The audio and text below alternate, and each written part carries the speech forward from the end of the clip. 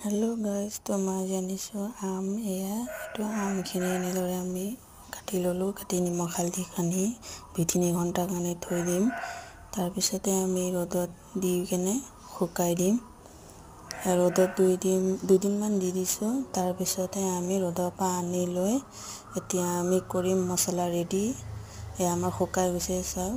এতিয়া আমি দিম মছলা ৰেডি কৰিম। জিৰা গুটি সব, সৰিয়হ, এনেকে ধনিয়া গুটি এনেকে সব মিলাই পেলাই ভালকে ভাজি লৈ এনেকে গুড়া কৰি দিম। এতিয়া আমি ইয়াতে মছলাখিনি দি দিম। দি পেলাই এতিয়া আমি তেল অকণ দি দিম।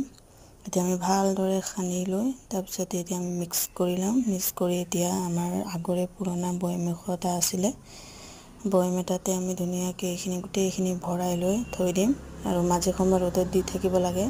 আপোনালোকে ভিনেগাৰো দিব পাৰে, ভিনেগাৰ নিদিয়াকেও বনাব পাৰে। আজিলৈ ইমানখিনি লৈ আহিছোঁ। Bye bye.